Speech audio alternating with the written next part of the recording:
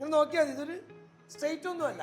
അപ്പം നമ്മൾ ഇവനെ സ്ട്രെയിറ്റ് ആക്കാൻ പോയി കഴിഞ്ഞാലാ നമ്മുടെ സമയം പോകുന്നില്ല. എന്ന് വെച്ചാൽ ഇവനെ തലതിരിഞ്ഞ് കിടക്കുക.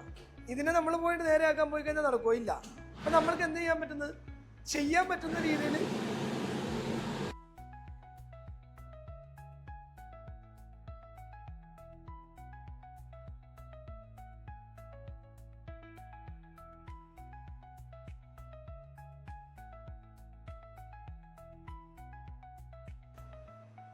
ഇത് കണ്ട, ഇതുപോലെ ഒരു വലിയ സർഫസിൽ നിന്ന് സമയമെടുത്ത് ക്ഷമയും വെച്ച് നമ്മൾ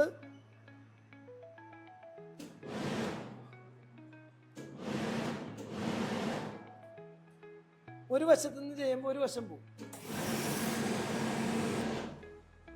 ഇങ്ങനെയുള്ള ക്ലോത്തുകളാണ് ഇതുപോലത്തെ പാട് റേസ് ചെയ്യണ കണ്ടിട്ടുണ്ട്. എന്ന് വെച്ചാൽ എത്രയൊക്കെ അയൺ ചെയ്താലും ഇത് സ്ട്രെയിറ്റിനല്ലാത്തത് കൊണ്ടാണ് ഇങ്ങനത്തെ പാട് റേസ് ചെയ്യണത്.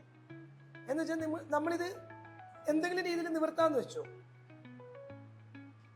ഇതിപ്പോൾ നമ്മൾ അകത്തിയ പഴയ പോലെ തന്നെ വരും.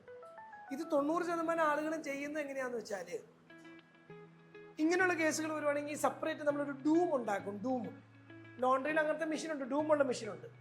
എന്ന് വെച്ചാൽ ചില അയണിങ് മെഷീൻസുകൾക്ക് നമ്മൾ ഇതുപോലത്തെ ഡൂം വാങ്ങിക്കും. ഇതിപ്പോൾ ഇതിനാണ് നമ്മൾ ഈ ഡൂം. ഈ ഡൂമിലേക്ക് എന്ത് ചെയ്യും?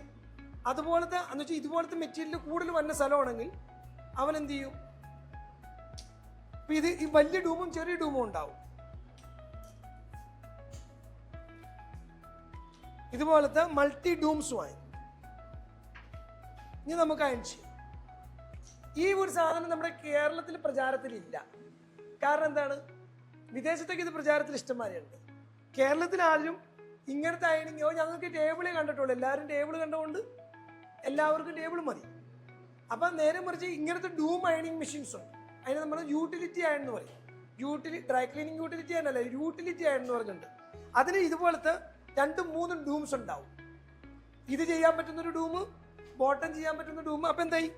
ഇതുമേലേക്ക് ഇങ്ങനെ കയറ്റിയിട്ട് എന്തോരം വരുന്നോ അത്ര സ്ഥലം ഇതുപോലെ അടിക്കും.